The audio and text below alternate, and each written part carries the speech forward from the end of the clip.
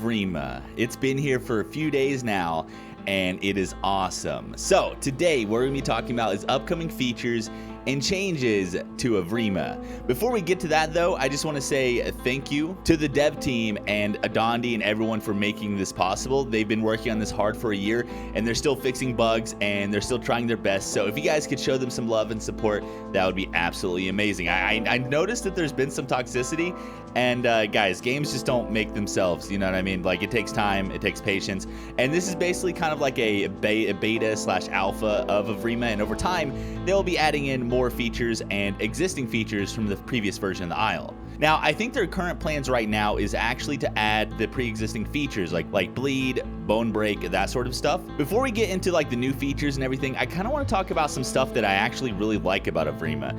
And we all know all the new changes. We have vomiting, we have wallowing, which is really cool. We have pouncing, which is back, which is really cool. I have some issues with pouncing that I'll talk about here in a minute, but all these new features really make the game better. And then once you add in the old gameplay features, it's just going to be better in every single way than the old Isle. It's so good. I love it so much. Now, right now, the game is a little bit boring because you can only play as the Tenonto and the Utah. But as they add more dinosaurs, which I'm going to be talking about here in a little bit, Dondi actually did a stream. He actually talked to people in chat and asked what they wanted. And we have a batch A coming, and then a batch B, a batch C, and a batch D, which we'll talk about here in a second. But I want to talk about a few things that I think needs work, and I'm sure they will be working on it. Now, I think the Utah pounce for me is probably the biggest one. I've mostly played Utah, and I'm able to pounce, and actually, I think having at least 2 Utah Raptors makes the perfect like pouncing team. You have one person that pounces, whether it's another Utah or Tenonto or whatever, and then you have the second person kind of like bite them as they're down or as they're moving, and you can basically kill anybody, any single creature very easily using this method. But the pouncing, I don't know if it has to do with like the optimization of the game or the optimization of the pounce or the netcode or the servers or what, but the pounce is very finicky. It seems like it doesn't seem very accurate. Like, I could pounce someone in front of me and somehow I get attached to someone behind me. And I think that has to do just with like a ping server issue. I'm not exactly sure, but it's very weird sometimes. And I like try to pounce on someone specifically, and it'll like pounce on someone that's like to the side of me or whatever. And I really feel like they need to work on pounce and like, kind of like, and really make it, I don't know, very accurate and very nice. Right now, it's a little weird. Now, the second thing is something that I feel like everybody is complaining about, and that's going to be the LODs, or I guess the details of things that are kind of far away. So many people I've seen actually complain about blurriness, and that just has to do with the LODs, or level of detail. Now, the current fix that everyone recommends or says in-game when someone complains about blurriness is setting render scale to 100%. Now, that has nothing to do with the LODs or level of detail of the game. That's just your resolution being rendered at whatever percentage it's at, right? My suggestion would either be to optimize the game more, and by default increase the LODs or level of detail over distance, or adding a LOD slider. I think there needs to be a LOD slider anyways. I think most modern games need this, and maybe even individual LOD sliders. We have one for trees, one for grass, and one for foliage, that sort of thing. And that would be basically my suggestion on how to fix it. But I'm sure the game will be optimized more over time, so we can only hope that we will be getting better FPS and better experience. And then also they need to work on all the bugs, but that's going to be kind of mandatory. I just want to mention those 2 things because those are like the biggest glaring issues right now for me. What the fuck is this? What hello? What the fuck is this? Don't jump. Wait, stop. I like spinning around. Okay, hi? I found a glitch. Please. Lamau, dude. Lamau. I now live in this state forever. This is my new like way of being. This is my new existence. I love it. Jump. Oh, it doesn't make sense. Not a bit. Wait, I'm biting upside down. What the? I'm biting. What the fuck, dude? Wait. It probably resets it, not gonna lie. Oh, man. So sad. Now, as for upcoming dinosaurs, they're obviously going to be doing that and upcoming features and all that kind of stuff from the old Isle. If I'm going to talk about the glaring issues, I kind of want to talk about the things that I like the most, some things that I didn't know I needed, and that would be announce. Whenever you press the 1 call on any creatures, you're actually announcing yourself and your name pops up. I didn't know I needed this, and it adds a little bit more of an immersion. And it kind of gives the one call or the number calls and the F call a little bit more of a reason to use them, even though one is the only thing that actually has a real purpose right now. I mean, the others have purpose in, like, I guess, immersion and RP aspects, right? But one actually does something physically in the game, and I really like it. Imagine having a pack and you run across another pack, and you guys kind of press 1, announce yourselves, and everyone kind of knows who each other are. It can help avoid confusion and stuff like that. Let's go ahead and talk about the new stuff. I'm going to be showing some gameplay here of just random things in the background, and also I might interject every once in a while with something that's kind of funny. But yeah, the new update, Dondi streamed, and he was like kind of collaborating with the chat to see what everyone wanted, right? And we have some, this isn't a gameplay roadmap, this is more like a dinosaur roadmap. So I'm going to show something right here that they actually put in the ISLE Discord, and it's by Punch Packet. It's a roadmap expectation. Now, expectation means it might not be here. Dinosaurs might be introduced in different orders. When it says batch A, batch B, batch C, those are just, it doesn't necessarily mean they're going to be in that exact order. They're just going to be in those batches most likely. And everything is subject to change. So let's go ahead and talk about batch A. We have the Homolocephali. I don't know how to pronounce that. I apologize. And we have the Avaceratops. And it says they're both they both cover the range of small. Avaceratops, despite being a retro animal, was never given a proper attention or playability, so we feel like this would be a solid addition alongside Homocephali to provide players with two creatures that can joust, headbutt, and spar amongst themselves, with the possibility of burrowing to prevent their immediate homicide. Now, also with the small carnivore here, we're introducing a Troodon. Now, there's going to be a few creature, Troodon, Dilo, and that kind of stuff that's going to introduce a new system called Venom. Now, I don't really know how Venom is going to be different from normal bleed, but apparently it is going to be slightly different. I don't know if they're going to have other effects like blindness or maybe passing out or deafness, or you know, maybe it has a different sort of damage over time than bleed does. I'm not exactly sure how they're going to do it. I think they could actually make Venom really cool if they give it certain effects. But of course, they don't want to make it too OP, right? Like, you don't want to just like be blind for 5 minutes or something if you get bit by a Troodon. But I think some sort of like effects like that could make Venom really nice. Now, what it says about the Troodon, it says nocturnal, venomous, and absurdly horrifying to hear. Everyone wants Troodon, and I'm pretty sure there's already an unspoken rule that any Troodon is part of the horde. Capable of hunting small creatures with raw damage from claws, venom, and time will bring down larger animals. If a Troodon is willing to sacrifice so the horde may eat. So I think the idea of adding a creature with venom is really nice. I'm excited to see what they do with the venom system. Also, another cool thing about the Troodon is we've seen a lot of concept art and stuff in the ISLE Discord, but this is going to be a brand new creature being added, along with the Homolocephali, or however you pronounce that.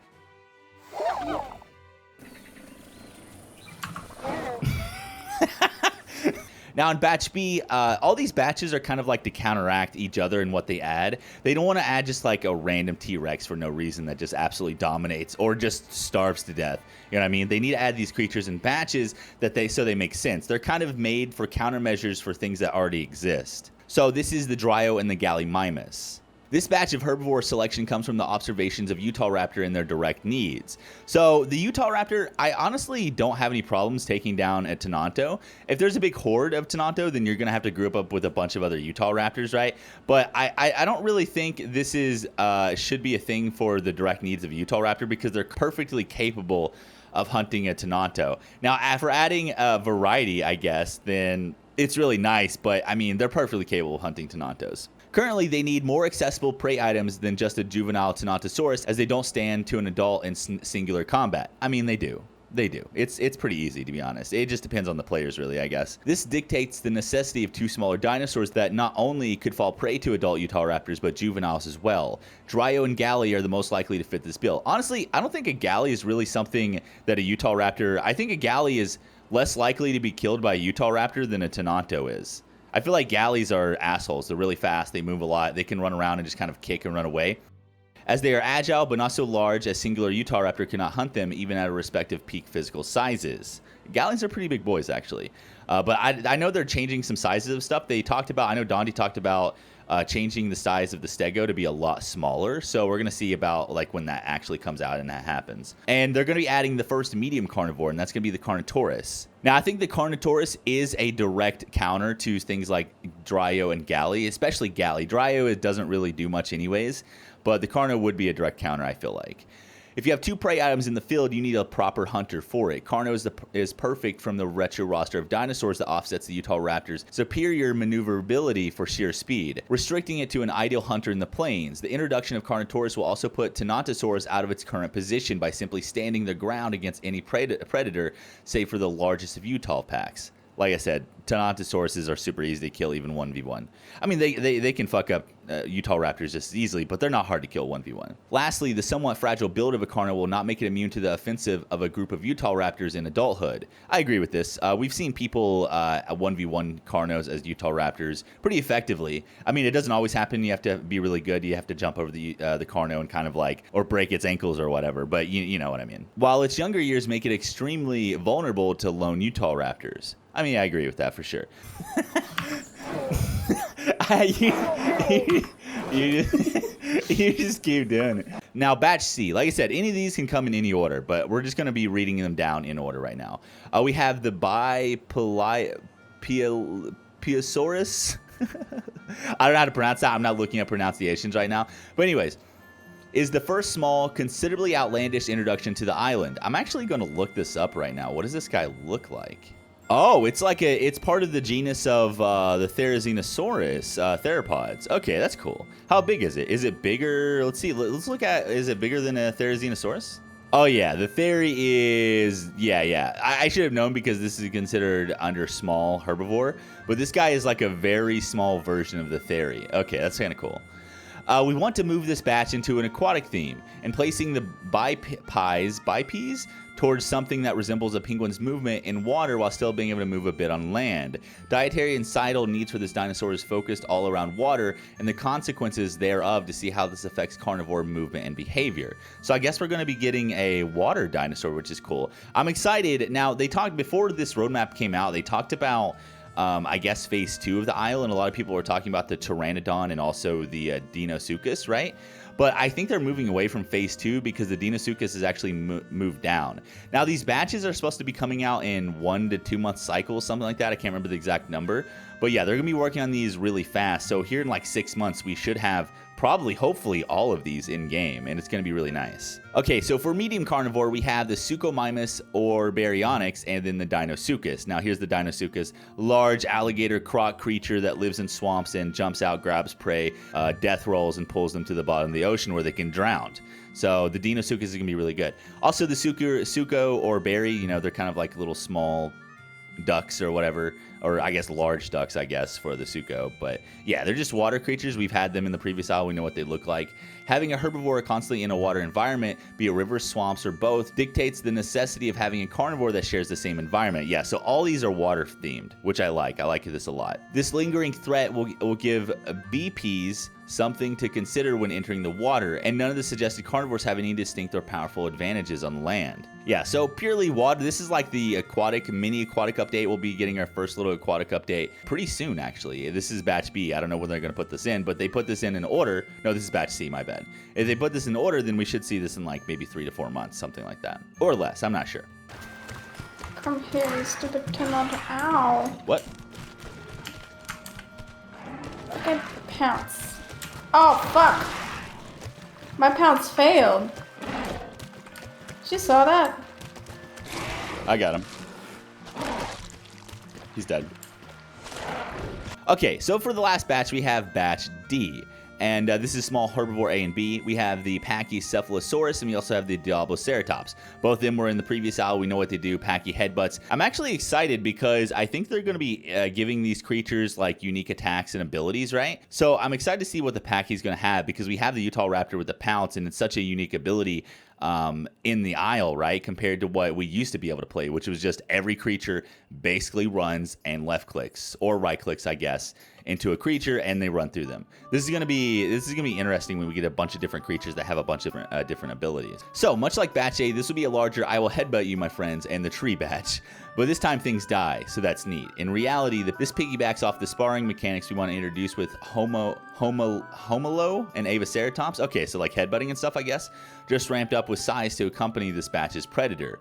And this batch's predator is the Ceratosaurus, which is cool, actually. Everyone remembers the Cerato's retro life and plans, but we unfortunately stopped his development to move towards Evrima. So it only seems fair to bring it back into play, a beefy, brutal brawler that is meant to sustain the most grievous of injuries. So I'm guessing it's going to have a lot of bleed resistance and that kind of stuff. I'm pretty sure that's what it was originally supposed to have. But since they built this new game, they can probably do this a lot easier and better. So we're going to see creatures with different bleed resistances, you know, different toughness and, you know, venom resistances probably, and all that kind of stuff. It's going to be really nice. It'll make each creature actually unique. Ceratosaurus will be one of the few exceptions that can both cannibalize its own species and eat the most putrid carcasses without concern. I'm guessing they're going to be adding a system to where dinosaurs won't be able to eat, I guess, really bad or rotten gore, which I think makes sense, is really cool. This actually goes along with the puking, I feel like, because I like the mechanic. I think it's neat that so instead of just stopping eating whenever you get full, if you overeat, you puke and you get a debuff. The debuff is actually to your stamina. It's to your, I think, thirst, maybe, something like that. And maybe your hunger. I'm not sure. I think it's hunger, thirst, and stamina. I'm assuming there's going to be a debuff if a carnivore actually eats rotten meat, which I think is really awesome. It's really cool. I like these small little immersion mechanics that, like, over time, I feel like if you add a bunch of these small things that are really neat, they're going to really change the game and how it's played and, like, how people perceive the game. Anyways, that is the roadmap so far, and it's really exciting. Now, there is a bunch of, like, pictures that they have. I'm assuming whenever they do the aquatic batch, they're probably going to be adding fish either the same time or hopefully soon afterwards. But fish might be coming the same time as AI comes. I'm not exactly sure. So hopefully that's really soon. But yeah, anyways, if you look in the Isle Phase 2 in the Discord, we're going to see a lot of cool new creatures that can be adding, like the Oviraptor. There's some animations of it running. It's all feathered and it's beautiful. We have the Maggie, which is really sick. And there's just a bunch of new creatures that they're going to be adding to the Isle. So once we have like all the old ones and all the new ones, there's going to be such a huge roster. And I really hope that they make them diverse and like give them like unique abilities. It's going to be really, really good. Anyways, guys, that is basically it for the news. Hopefully you enjoyed. If you did, remember to smash the like button. I'm probably going to be playing some gameplay footage after this, so hopefully you enjoyed that, and I will see you in the next one. I would also like to thank my patrons for supporting me and helping me keep this channel running. Thanks for watching. If you enjoyed, remember to smash the like button, subscribe, and comment. I'll see you in the next one.